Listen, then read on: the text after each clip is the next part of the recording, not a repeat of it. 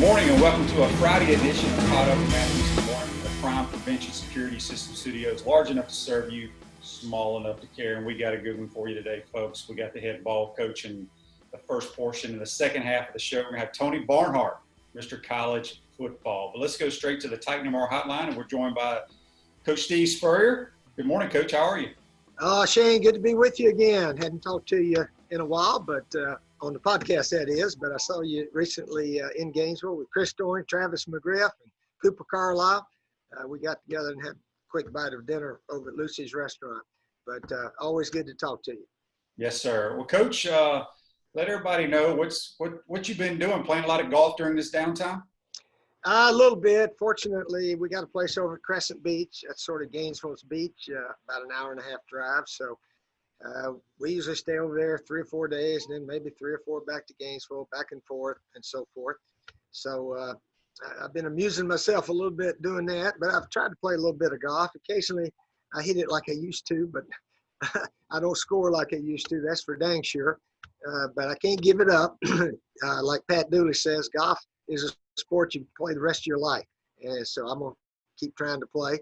And back in the old days, I could play with you a little bit, but that was the old days. Speaking of golf, this past weekend, PGA Tour finally kicked off. We're getting back into sports. Your thoughts? You think we're going to be able to start college football on time this year? Gosh, I hope so, Shane. I know everyone's disappointed that the spike in virus countings are going up, and that's not a good sign. Once we had all the protests and so forth, it just seems like everybody forgot about social distancing and trying to keep the virus down. So I'm hoping we're going to maybe just have to learn to live with it, because we need to play college football. Golf tour is playing, NASCAR is running. They're talking about playing Major League Baseball, basketball. Somehow or another, they want to have a season. So I hope we can do it. I hope college football would find a way to get at least half the stadium full. But again, it's sort of a wait and see on how this virus thing affects us. Coach, a couple of weekends ago, we got some really bad news. One of your former players, one of our really good receivers, Riche Caldwell, was shot and killed. Just talk a little bit about Riche. And, I think a lot of people forget about that trio of receivers you had under Rex. Yeah, Shane, I was telling Pat Dooley and some other writers that Riche Caldwell, Jabbar Gaffney, and Taylor Jacobs, they were right there. Yeah, not much difference between them and Ike Hilliard, Quasi Green, and of course Riedel.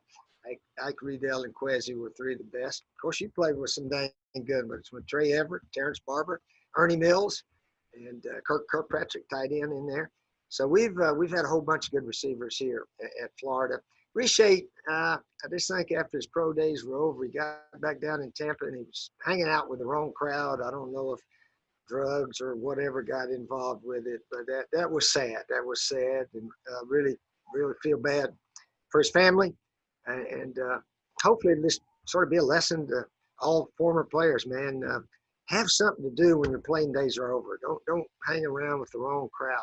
Make sure you got something to do and have a life after football. Coach, you recently, a couple months ago, turned 75. How's the body feeling? And did you have a big celebration? I didn't realize, Shane, that 75 was such a big deal. I guess it's sort of a milestone, like 50. I remember when I turned 50, they wrote an article about that. And, of course, there was no other sports in the whole world, hardly, about 2 months ago. So anyway, April 20 was my birthday and got a little write-up. I probably had more phone calls, text messages on my birthday then than any day of my life. I'm sure it was. And that was because there was nothing else to write about. I know the writer, Chris Lowe up in Tennessee, wrote an article, and I think Tony Barnhart might have mentioned it. I think ESPN got a hold of it. But anyway, to me, it was just another year. I work out about the same as I did when I was 50, and I don't hit the golf ball like I do when I was 50, but other than that, physically, I believe I'm not that much different. So I keep trying to do what I did years ago. Coach, in your background there, obviously it's got the skybox that says Steve Spurrier, Florida Field. You also have Steve Spurrier Field named at your high school up in Johnson City, Tennessee. Talk a little bit about how cool it is to have a high school stadium named after you, and obviously the Swamp. Yeah, the high school field, they built a new one up there in Johnson City. So I had to give them a little bit of money to get my name on the field. In fact, they wanted to put it on the stadium, and I said, no, I want my former football coach up there, Kermit Tipton, put his name on the stadium. So they put his name on the stadium and put my name on the field. So that was a nice honor. But I say still the greatest honor I've ever received is having my name on our field here at Florida, Steve Spurrier Florida Field. That's the best honor a person can have. And hopefully it'll be there a long, long time. And hopefully we're going to be in the ballpark watching the Gators play here in about 3 or 4 months and so forth. But yeah, that's still the biggest honor I've ever had. We're speaking with Coach Steve Spurrier on the Titan Number Hotline. Coach, it's hard to believe, but 30 years ago, you became the Florida coach in 1990. Do you remember the day when you got the job and when you came to Gainesville and took over the Gator program? Yeah, in fact, I was talking with our friend Buddy Martin recently, and we were talking about my press conference taking the job. And I didn't mention hardly anything about winning SECs or beating Georgia. I just sort of said, we hope to be the best football program in the state of Florida because FSU and Miami were in the top 5 almost every year back in the late 80s and so forth. So if we could become as good or better than those guys, then the SEC would take care of itself. Now, I know you being our quarterback on that first team, we talked about Georgia the week of the game, and we were definitely ready to play Georgia. And I don't think we overemphasized Georgia. Somebody said, why didn't you talk about beating Georgia? And I said, well, I didn't want to give them that much credit that they're that important. But we'll be ready for Georgia when we play them. And certainly we were every year. So other than that, though, just, we just had to start recruiting and start coaching the team. What was interesting, I read an article that I was announced as the coach. So they asked 4 quarterbacks on the team, what do you think about Spurrier coming as the coach?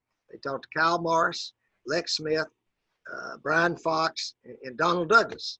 And Shane, they didn't talk to you. When you thought about Spurrier coming to the team and all you did was SEC Player of the Year the next year. So I don't know. It's sort of interesting in life, as you know, that some people never get an opportunity. And I don't know that the former staff would have ever given you one. But a new coach sometimes comes in and said, man, I got to look at everybody here. And certainly you took off with it from the spring game, preseason practice to when the season started and became SEC Player of the Year 2 of the 3 years you played there, which is pretty doggone good. And we finished first in the SEC 2 out of 3 years. So you had a remarkable career. Well, Coach, let's talk about some of your milestones. I mean, obviously, you're no longer coaching, but, talk about some of your first wins over SEC opponents. Yeah, I tell you what, Shane, when you're sitting around during this pandemic and not a lot to do, when I turned 75, I said, well, if 75 is such a big number, I'm going to see where my 75th win was and maybe my 75th SEC win, all this kind of stuff. Because normally they just go 1, 50, 100 through my almost 30 years of coaching. So anyway, I looked back to check on some 25s and some 75s. And the SEC win thing was, what was amazing is that my first one was against Vandy when I was coaching at Duke, actually, in 87. The second one was against Mississippi State. And the third one was against Arkansas. So it went 125, 50. And then the next 3, 75, 100, and 125, it was the dang same route. It went Vandy, Mississippi State, and then Arkansas. So Mississippi State was actually number 100, and Arkansas was 125. But only 3 teams hit in those 125, 50, 75, 100, 125. But the Georgia one, like we talked about earlier, was really interesting too. Yeah, so, you are the winningest coach against the Georgia Bulldogs with 16 wins against them. Talk a little bit about those games. Well, three of them are sort of memorable. I'm here at Florida in the game in the Swamp here, which is the only time Georgia's played here, I think, since 1933 or 28 or something. I don't know. But they've only played here once in the last 60 years or so. And that was that night game. We beat them 52-14, I think it was. And I didn't realize it, but as a head coach, that was my 100th win. Nobody even talked about it here. They forgot about the Tampa Bay Bandits and so forth, and the Duke win. So that was number 100. And then later on in '99, we beat the Dogs again over in Jacksonville, I think 30-14, that score was. And that was number 100 win as a Florida coach. So I said, dang, I didn't, at the time, nobody talked about it, I don't think. But then later, in South Carolina, we happened to beat Georgia in 2012. And when it was all said and done, somebody said, Coach, this is your 250th win against the Georgia Bulldogs. So anyway, it is nice. It is nice to be the winningest coach over Georgia. I have to admit that, because Georgia used to own the Gators, as we knew back in the old days. They kicked our butts. They kicked my butt my senior year. We were playing for the SEC championship, and they clobbered us the whole second half, and we lost the title to the Bulldogs. So hopefully we got even with them a little bit. But as we all know, we need to beat them again now. Coach Mullen and his staff realize that that's really going to be a big one, I think, this year over in Jacksonville. No doubt. I thought it was interesting. Your last SEC win was against the Florida Gators. Let me tell you something else interesting. My last game coaching at Florida, we got beat by Tennessee at 34-32 game. But my last time coaching at Florida, I was on the other sideline with South Carolina, and we won that 23-20 overtime game. Another thing interesting, I think I coached against Urban, his last game in 2010 in the Swamp, his last game at home. And then Muschamp's last home game, I think, also in 2014 there was at home. And then they were gone after the next year. So I don't know, it just worked out that way. Yeah, it's interesting how it all worked out. And then when you look at every 50th win, your first win as a head coach was with the Bandits against who? The Boston Breakers? Yeah. Boston Breakers, yeah, they were a team in USFL. I think they moved to New Orleans actually the next year and became the New Orleans. I don't know if they're still Breakers or what. But, yeah, it was the first one. We won 21-17 down in Tampa Bay. And John Reeves was our quarterback those years, played extremely well. A kid named Willie Gillespie, who was from Mississippi also, Shane, caught the winning touchdown pass on just a nine semi takeoff. And Shane hit him perfectly. And we had to go for a 4th and 1 at midfield with about a minute and a half left to put it away. And a lot of people thought that was gambling. Man, you're going for 4th down in the middle of the field. I said, hey, that ended the game. And fortunately, I thought we made it, but they lined up offside. So we made it that way as it ended up. And your last win as a head coach was with the Orlando Apollos. Yeah, the Apollos. I tell you what's sort of interesting. My last game as a high school player was in Memphis. We actually won the state championship way back in '63, and we beat the Memphis Christian Brothers, private high school there. In fact, that's where Paul Feinbaum went to high school. I didn't know that till later on. He's a Memphis guy. We played them. I'll tell you, it was in June, hot day. In fact, we had just wool jerseys, uniforms, and they let us take those off and just play in our T-shirts. We got a magic marker and put some numbers on our T-shirts. It was that hot that day. But we scraped by them 7-5 and won our second back-to-back Tennessee high school baseball championship. So that was a thrill. And then our last game with the Apollos, when the league folded after that, was against Memphis, Memphis Express. And we hung on somehow and won 34-31. So my last high school and last pro game or coaching game was in Memphis, Tennessee. Coach, you think there's any possibility of coaching again at some point? Shane, you know that XFL, I don't know if they're finished or they may come back. There's rumors they may or not. I'd actually talked to the commissioner a little bit a year and a half ago and told him I felt like I was finished. And then about a month or two later, I started saying, well, why are you finished? Sometimes you talk to yourself and you say, I want to go out a winner. And I'm very disappointed the way it all ended at South Carolina. But I got a chance at redemption with the Apollos and had a really good team. Garrett Gilbert, the quarterback, played great. And we were 7-1, declared the champions by FanDuel, that online betting site. They didn't want to give everybody their money back that bet on who was going to win it, so they declared us the champs. So anyway, if that comes around, I may go back or I may not. I'm just sort of flexible right now, but I do like the concept of those XFL. It's about a 4 or 5 month coaching gig. It's not year round. You're not recruiting 11 months of the year the way the coaches do now. So it's a little more friendly to coaches maybe my age that have already done it. They don't feel like recruiting year round. They want to just coach ball. So that it may happen or it probably won't, but I wouldn't say never. Coach, how's the restaurant coming along? Restaurant's on the way. Of course, with the virus and so forth, we're not going to be able to open this year. Hopefully we can get football season in, but we got to wait till the crowds start coming back. The restaurant business now, people that are in it, they're trying to get 50% in there, and they're trying to practice all the social distancing.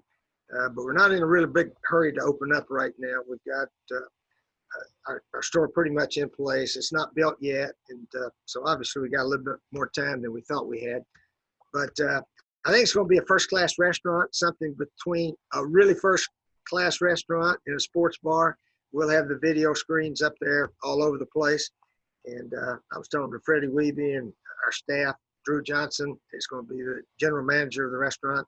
I said, there's a way we maybe put the highlight tapes of Gator teams over the years. He said, well, of course we can. So I would think if I was sitting in a bar somewhere or a restaurant and they had the highlight tape of, 96 year, but even the 08, 06, 08, Tebow, Percy Harvin, all those guys. And, of course, Dan Mullen was the coach here. Both those national championship teams ran the offense. And a big reason we won those two, Ian Urban and Charlie Strong. So I just think it'd be neat to, reminisce back those national championship and SEC championship years. I was reading in the paper, Dooley wrote something the other day. Our 95 team, which we're bringing back to honor this football season, is the only one in school history that won every game during the season. So we were 11-0. Back then we just played 11, and then won the SEC. And the only other undefeated team, I think, was the 09 Gator team that lost the SEC championship to Alabama. But that was a heck of a team also. Urban had three years in a row, 13-1 record, which is pretty outstanding. No doubt about it. Coach, let's talk a little bit about Dan Mullen and the Gators right now. If you were coaching right now, I mean, no coach has ever had to go through what they're going through right now. How long do you think, and we got our kids are back on campus working out in shifts or what have you, and they've moved the weight room over into the indoor. How long do you think it's going to take for these kids? Obviously, they've been working out a little bit on their own, but they haven't been with Savage and his staff. How long do you think it's going to take for them to get back in playing shape? Playing shape, I don't think it'll be a problem hardly for any of the teams. Knowing their assignments and all that kind of stuff may be a little bit quicker than it has been in the past. But we lost basically all of our wide receivers, but I know we've signed a bunch of good ones. So we're going to have some new guys out there. Billy Gonzalez, one of the best receiver coaches in the country. So that's a little unknown area there. Kyle Trask, excellent quarterback. Emory Jones, and even some of these freshman kids. And Todd Grantham in charge of defense. We're going to be a good team. Yeah, we're going to be a real good team. Georgia's going to be a real good team. Alabama is. Probably Auburn and LSU. So to win the SEC, we're back like we were when you were here. We got to beat the Bulldogs over in Jacksonville. That's again probably going to come down to that. But Tennessee's getting better, and Kentucky, fortunate to beat those guys last year. But anyway, we're on the way. Yeah, Coach Mullen and his staff done an excellent job recruiting. But guess what? So is Georgia. So is Alabama. So we just got to beat them. Got to play better that day, Shane. I was telling somebody the other day, you guys talk about beating Alabama. We did back when they were number one in the country, South Carolina. And I used to tell our guys, in sports, one day, the best team doesn't always win. All you got to do is that one day. In fact, I was watching the 1980 hockey team special, Herb Brooks and those guys, a Miracle on Ice, when we beat the Russians. And the Russians were 42-0. They hadn't lost a game. And Herb Brooks told his team, he said, the best thing they got going for them is intimidation. They know they're going to win, and their opponents know they're going to win. He said, but no team has ever worked hard enough to beat the Russians. He said, we will work hard enough. That's all he said. And he said, we don't have to beat them 2 out of 3 or 4 out of 7. We got to beat them one day, one night, one time. And this could be our time. And it was an amazing event because the Americans, we only had 10 shots a goal and made 4. They had about 38, and I think only made 3 there. So we were able to win it. So any one day, something can happen. And I know back when I was here, we lost some of those one-dayers, and we won some of those one-days that led to the championship. But I tell you what, one thing I'm most proud of here is those teams that did not win the SEC. 97, 98, 2001. We just had that one loss that knocked us out of it. But those guys were really good. Not a whole lot difference between some of those teams and our SEC championship team. Yeah, I think one of the amazing stats about your 12 years at Florida is every kid that played for you won a minimum of 9 games. And that's pretty impressive. Yeah, we were 9-12 and won 6 to 9 SEC games every year. So we didn't have a bad year. We didn't have any downers. I think somebody figured out we were in the top 10 of 12 years, and the other 2 we were like 11 and 13 or 12 and 13, something like that. So we had good players, played hard. Fans were super. Attitude was good. You know, people always ask, how'd you do this, that, and the other? And once you establish, an attitude, and you'll tell people, first thing I had to do with that 90 team is just let you guys know you're good enough to beat everybody. And once our guys realized, hey, we are good enough to beat everybody after we won at Alabama that second game, then the guys sort of looked around and said, yeah, we can win the SEC that first year, which we did. So that's once you have a mindset that you're just as good as the other guy, but you got to prepare and then go do it. Then you got a chance to achieve some big things. Well, Coach, we appreciate you joining the show. Take care, and hopefully we'll be seeing you at a ball game here pretty soon. Okay, Shane. Always good talking with you. All right, Coach Steve Spurrier joined the program. At Center State Bank, we put business first. We are the largest community bank in the state of Florida and understand that small businesses need a community business partner that they can rely on. Center State has 5 convenient Alachua County locations to serve you better. To learn more, visit centerstatebank.com. Center State Bank, member FDIC. We're going to take a time out here. When we come back, we're going to be joined by Mr. College Football, Tony Barnhart. You're watching and listening to Pot Up with Matthews in the Morning from the Crime Prevention Security System Studios. We'll be right back. Time out! Time out! Hey! Time out! Time out! Time out! There we go. Good. We want to take this moment to thank all our sponsors who keep the show going and pay the bills. Let's give them something to cheer for now. Our gridiron sponsors are Crime Prevention Security Systems, large enough to serve you, small enough to care. Titan MRI, Gainesville's only locally owned and operated MRI facility. The Best Restoration, Masters of Disasters. Pound Hurt, your preferred personal injury attorneys. Peachland Dental, Gator fans' first choice for dentistry in Port Charlotte. Bob in trouble, gets ready to throw. Big hit. Our touchdown sponsors are Campus USA Credit Union, Celebration Point Town Center, The Digital Mortgage Guy, Adams Ribs, Gator Dominoes, Celebrate Primary Care, Center State Bank, Gator Bait Media, Davis Gainesville Chevrolet, Miapa Latin Cafe, Gators Dockside, Aikido America Martial Arts and After School, Doreen Weeby Realtor, Caldwell Banker MM Parish, Radware, Wrap Spot, and Style Cuts. If you are interested in promoting your business on this show, you can visit our website, potupwithshane.com, and click on the Advertise button or call Freddie at 352-284-3733. Again, thank you for all the great businesses that support the show. Please remember, if you like what we are doing here, thank our sponsors and support the businesses that support us. He's looking, still looking. He's going for the end zone. He's got a touchdown. Saturday, June 20th, the Peak Performance Track Club will have the first safe track and field event of the year. The meet will feature the top track clubs in the country. This event will take place at Santa Fe High School track in Alachua. Competition starts at 8:30 a.m. for ages 5 years to 19 and above. Masks are required and social distancing will be enforced. For more information, contact Danny Grant at 352-214-4981.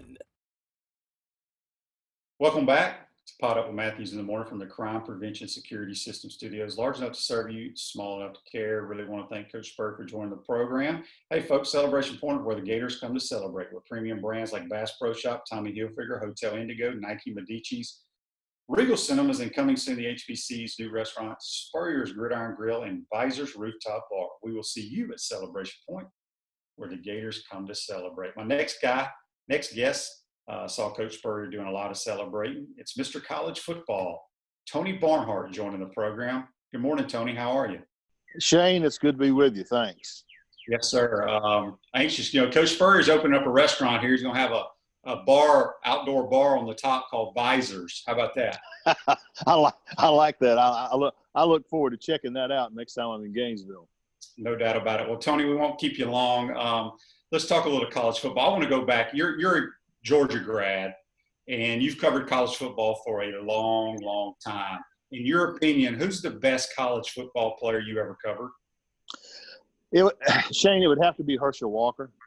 When you go back, and I thought Herschel Walker in 1980, when he was a freshman, was as good a football player as I'd ever seen. He lifted a Georgia team that I think was 6-5 the year before, and gave them the one component that they needed to be a great football team. So I think you have to look at Herschel Walker and Bo Jackson as the top two guys, and then as I've always said, it's Herschel and Bo, and then everybody else. Do you think – I've always wondered this because, there's kids that play high school baseball, they go straight and play professional baseball. Back in the day, you could go right out of high school and basketball straight into the NBA. Mm-hmm. Do you think Bo and Herschel are the closest guys that could have come right out of high school and played in the National Football League? I mean, it's hard to do, and that's why they make you go to school for at least 3 years. But do you think those two would have been the best? I do, because you look at them physically. They were grown men when they were 18 years old. Herschel Walker was 6'2", 225, something like that. Bo Jackson was about 235, and both were incredible athletes. So it's really the physical component that keeps freshmen from being able to play. Those two guys could have done it. Let's jump to the SEC, and hopefully we're going to be playing football here pretty soon. Let's start with the SEC West. Obviously, what LSU did last year, some say they may have the best college football team ever. I thought what Joe Burrow, in my opinion, was the greatest season I've ever seen as a quarterback. They lose a lot of players, Tony, but they always have great athletes. How do you see LSU this year? Right now, Shane, I've got them finishing second in the SEC West. There's some things that are going to have to happen. But remember, their quarterback, Miles Brennan, everybody wanted that kid coming out of high school. It just so happens that a guy named Joe Burrow shows up his sophomore year and is going to play 2 more years. So I think, as you said it, LSU has always had great receivers and great skill players, and so I think I've still got LSU finishing second in the division. They get Alabama at home, that helps this year. But so I think LSU will be there at number 2. I clearly like Alabama number 1 in that division. Yeah, I think it's year 3 for Jimbo Fisher at A&M. They got Kellen Mond coming back, but they're paying him so much money. Don't you think that the Aggie fans are ready to take that next step, and do you think they can do it this year? Well, there's no question that the Aggies fans are ready to take that next step, and I think with a veteran quarterback, anybody who, given what we've been through with no spring practice and stuff like, anybody who has a veteran quarterback has an advantage, and they certainly have one in Kellen Mond. What Texas A&M's got to do is they have got to be more explosive on offense. They haven't had enough explosive plays. And defensively, they got to stop the run a little better. So, can they win? They're my dark horse team, Shane. If you're looking for this year's LSU, a team that could exceed expectations and challenge, it would be them. But when you really break it down, I don't see A&M being better than Alabama or LSU. When you look at Auburn, last year they stuck with Bo Nix at quarterback, and we all know his dad played there. He's got all the intangibles. He's a really good athlete. But personally, I was a little surprised that Gus never gave Joey Gatewood a shot because he looked just like Cam Newton. Were you surprised that he never got an opportunity? Not totally, because you just got the sense of talking to people over there that Nix was the guy, and they were going to rise and fall. And now Joey Gatewood's at Kentucky. So that's how that played out, and Kentucky hopes they can use him this year and he'll get a waiver. So I wasn't, I thought Joey Gatewood should have gotten a few more opportunities, but it was pretty clear when you talked to the Auburn people that they were going to rise and fall on Bo Nix. When you look at Arkansas, Felipe Franks, former Gator quarterback, is transferred there. Do you see him being the starter for the Hogs this year? I'd be stunned if he wasn't, Shane. You're talking about a guy with really good athleticism who's got a strong arm, just has to learn how to control it. So they start with a very talented player to begin with, and I think Arkansas has gone through like 19 different quarterbacks over the last 2 years. So I think he gives them some stability, something to build this offense around. But still, it's hard to see Arkansas winning a whole lot of games. One of my favorite storylines of the SEC West is the addition of Lane Kiffin and Mike Leach. I grew up in the state of Mississippi. I know all about that rivalry. It's unfortunate that we're not going to have SEC media days because having those two there, who knows what they're going to say. But with those two being added to the conference, your thoughts on them? Obviously, they have the challenge of playing all the SEC West teams, but I see them upsetting somebody here in the next couple of years. Well, those two, the press conferences of those two guys are going to be must-see TV every week just to see what they're going to say. The interest level, I've been back to Mississippi a couple of times since this happened, and the excitement level is off the chart. And I promise you this: the Egg Bowl on Thanksgiving night, it'll be standing room only. So it's going to be fun. Now, having said all that, Shane, are those two teams better than Alabama? No. Are they better than LSU? No. Are they better than Texas A&M? No. Are they better than Auburn? Probably not. So I think they're looking at a fifth place finish or sixth place when it's all said and done. But it should be fun to watch. Let's move over to the East. Let's start with Tennessee. Apparently, they're going to win. They're going to win the national title now because they have all these commitments. Oh yeah, they've been doing wonderful things during virtual recruiting. And obviously, Jeremy Pruitt, they turned it around last year towards the end of the season. But they still have a long ways to go, don't you think? Yes. People say, is Tennessee going to challenge Georgia and Florida in the East? And said, no, they're not. This is not the year. They're still a year away. They've got to get consistent quarterback play out of Jarrett Garantano or maybe Harrison Bailey, the freshman coming in from the state of Georgia, gives them that. But they've got to get Jarrett Garantano, and this as a quarterback, Shane, the last thing you want from a quarterback is to be up and down in the same game. And that's what he does. He makes a great play, and then he'll make a play that'll make you just scratch your head. And as a coach, that drives you nuts. So I think Tennessee, a year from now, we'll be able to talk about Tennessee as maybe legitimately challenging Georgia and Florida in the East, but not this year. When you look at South Carolina, obviously Will was the coach here at Florida. I really like Will Muschamp. He's a Georgia guy. He brings in Mike Bobo, former offensive coordinator, former quarterback at Georgia. Do you think that's a good move for him? I feel like personally it is. It's like the first guy he's ever had as a coordinator that's actually called plays in the SEC. Do you think it was a good move bringing Bobo in? Absolutely. I mean, you go back and look at Mike. I've followed Mike Bobo's career since he was a player at Georgia. And you go back and look at what he did when he was offensive coordinator under Mark Richt. They had like 3 years in a row where they beat the school record in total offense and points. And so he's a proven track record as an offensive coordinator. Now he's got to get the Helinski kid, the sophomore quarterback, who had some moments last excuse me, who had some moments last year. He's got to get him to be much more consistent. They had a very good defensive line a year ago. They've got to maintain that. But it's, as always, you know, when you're South Carolina, you look up, you got Florida and Georgia ahead of you, and they're still giving scholarships. So I don't know how the year is going to turn out, but I do know the offense is going to be better under Mike Bobo. We're speaking with Tony Barnhart, Mr. College Football. You can follow him on Twitter at Mr. CFB. All right, let's go to the Florida and Georgia. That's the big talk. Can the Gators overtake the Dogs? And to me, it just blows my mind that I even say that because we owned them when the head ball coach was here. but do you think Florida has narrowed the gap talent-wise? We know Kirby has done a tremendous job recruiting. But to me, I feel like Florida has an advantage, Tony, because of no spring ball. You got a new offensive coordinator in you're bringing in a new quarterback, Jamie Newman. You can sit in all the virtual meetings you want, but until you can get on the field and actually practice, who knows how he's going to translate into this new system. Your thoughts on those two teams? Well, Shane, what I've said is that the teams, when we didn't have spring practice, I thought the teams that had, A, veteran quarterback, and B, a coaching staff that had been together for a while, I thought those teams had an advantage going into this summer.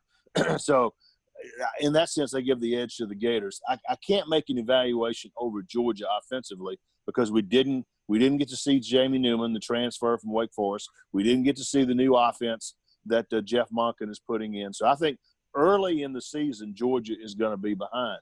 The question is, where is Georgia going to be on October 31st when they play Florida in Jacksonville? To me, that's the key. I think Florida – there's no question that Florida is closing the gap. Will it be enough this year for them to win? And right now, I don't know enough about Georgia because of the lack of spring practice to know where they are. When you look at Kyle Trask, what he did coming off the bench against Kentucky and then how he played the rest of the year, can you ever remember all the years you've covered football, a guy playing at the level he did with having no experience? No, it's an incredible story, Shane, and I always tell this story. When Kyle first got to Florida, I remember sitting in the meeting room with Doug Nussmeier, the offensive coordinator, and talking to him. He said, this kid, Kyle Trask, that we brought in, I'm not sure if he's ever going to get on the field, but if he does, he's going to play really well. I just know that from watching. And so when Kyle came in last year and did what he did against Kentucky, I just told somebody, I said, I am not surprised by what Kyle Trask has done. He is solid. He throws it to the right guy. He doesn't make a lot of mistakes. Physically, he's a lot bigger than you think he is. And so I think he's the perfect quarterback for what Florida needs. And it's going to be interesting to see how he does this year now that everybody's got a year worth of film on him. Yeah. We're entering year 3 with Dan Mullen, and obviously he's turned his program back around, winning 21 games in 2 years. We won 2 major bowl games under his tenure. Just your thoughts about Dan as a coach, where you rank him and what he's done to this Florida program.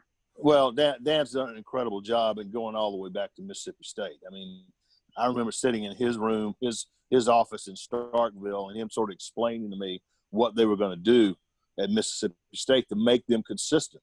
All he did was recruit and develop players and get them ranked number 1 in the nation, which that doesn't even compute that you could get Mississippi State to number 1, and they did. So with Dan now being at Florida, where the recruiting is much easier, you have access to more players, great situation. There's no question that Dan Mullen is going to be really, really successful at Florida, and it's going to be fun watching him do it. So on this Friday, June 19th edition of Pot Up with Matthews in the Morning, who is Tony Barnhart picking? And Lord, let's hope we're having an SEC championship game at some point. Who are you picking to play in Atlanta? Well, right now I'm picking Georgia and Alabama. I still think it's a little bit early on the Georgia side. I think Alabama will bounce back from that horrible 11-2 season they had last year. They will somehow overcome that adversity and play really, really well. I'm giving the edge to Georgia because of the defense. I think Georgia's defense is going to be one of the top 5 in the country. Now, again, that could all change by the time we get to Jacksonville on Halloween night. So we'll see. But right now, I'm going to go with Georgia. being a Georgia guy, we knew how well and how excited their fans were when they went to South Bend and played Notre Dame a couple of years ago, and then Notre Dame came back. Well, it seems like I can't remember the last time Georgia played in Tuscaloosa, and that's early this year. How excited are the Georgia fans? And hopefully the fans can go to this game when it's played. But how excited are they to be playing Alabama early in the year? Oh, thrilled. I mean, listen, the Georgia people are like any other fans. They want to have, for the money they invest in college football and their team, they want to have experiences. They want to have experiences that they've never had. That's why 40,000 Georgia fans showed up in South Bend in 2017. So, yeah, they're excited about the chance to go to play Alabama. And I don't know how excited they'll be when they actually play Alabama because it's a tough place to win. But, yeah, the Georgia people are really looking forward to that. And if you look at Florida's schedule and Georgia's schedule and Alabama's schedule down the road, there's a lot of these games that are going to start to come up because of the scheduling changes. So if I'm a college football fan now, I'm excited about the future. So, Tony, with all the issues we've had this year with COVID-19, what is your thoughts on will we start college football on time this year? We will start on time, barring any kind of second wave of this disease or something unforeseen right now. We'll start. What we don't know is if we'll finish like we want to. Will there be another wave that will cause in late October, early November? That's the part we don't know, and nobody can really give us a clear action. When they made the decision to bring the players back in June, then I knew that we were going to start on time because that gives them enough time to do the testing and to manage the outbreaks and things of that nature and get them back physically in shape to play. So we'll start on time. The question is, will we finish? And how many folks you think are going to be allowed into the ballparks? No idea, because I haven't talked to anybody who has what I think is a plan that they feel 100% confident in. They just haven't shared it with me. I mean, the SEC, I promise you, has 10 plans of how it's going to happen. Each school has 10 plans of how it's going to happen. The question is, you got to get to a certain point in the season, in the preseason, and then make your call. But you want to wait as long as you can to get as much up-to-date data as possible so you can make it as safe as possible. A couple more minutes with Tony Barnhart here on the Titan MR hotline. Tony, you've known Coach Spurrier for a long time, and he was on before you, and I can't tell you what he means to me. Talk a little bit about when he came into the SEC in 1990, his swagger, how he just changed the way college football in the SEC was played. Well, I've always said that along with Bear Bryant, Steve Spurrier was the most impactful coach we've ever had in the SEC because he literally changed the way the game was played for the entire Southeastern Conference. All of a sudden, coaches said, you know what? Used to be we could win a championship averaging 24 to 28 points a game. We can't do that anymore because of what Spurrier has done. And Spurrier made the entire league adjust to him. And to me, that's the definition of a historic coaching. Absolutely. Last thing for you. I know you have a good Steve Spurrier story that you could tell us later. Well, this is just a personal favorite of mine is that I was doing my first I used to work for College Game Day back in the 90s. And I was doing my first ever stand-up, and it was at Florida Field for a non-conference game. And Chris Fowler and the boys were back in the studio.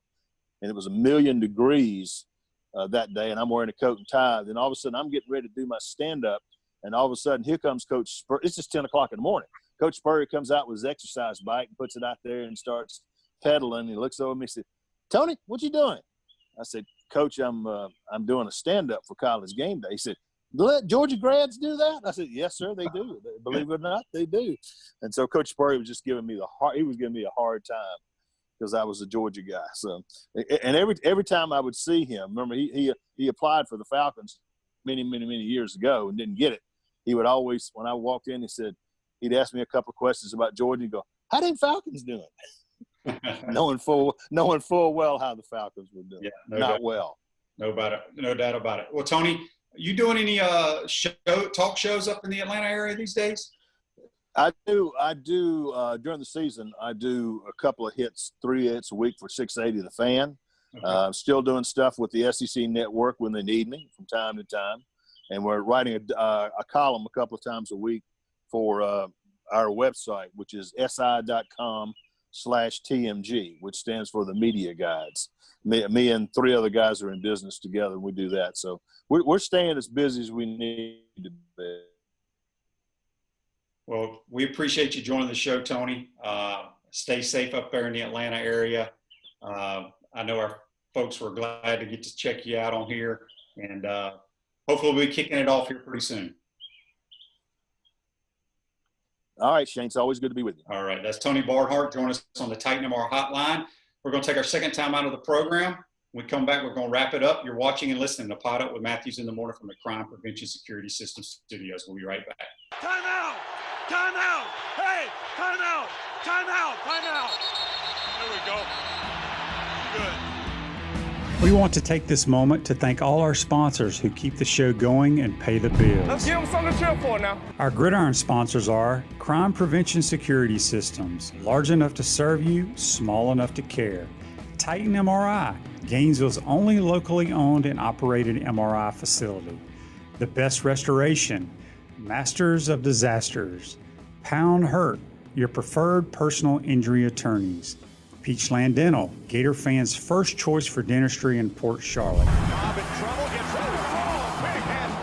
Our touchdown sponsors are Campus USA Credit Union, Celebration Point Town Center, The Digital Mortgage Guy, Adams Ribs, Gator Dominoes, Celebrate Primary Care, Center State Bank, Gator Bait Media, Davis Gainesville Chevrolet, Miapa Latin Cafe, Gators Dockside, Aikido America Martial Arts and After School, Doreen Weeby Realtor, Caldwell Banker MM Parish, Radware, Wrap Spot, and Style Cuts.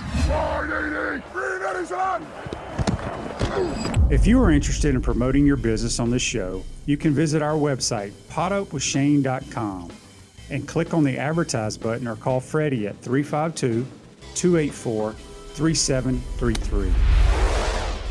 Again, thank you for all the great businesses that support the show. Please remember, if you like what we are doing here, thank our sponsors and support the businesses that support us. He's looking, still looking. He's going for the end zone. He's got a touchdown!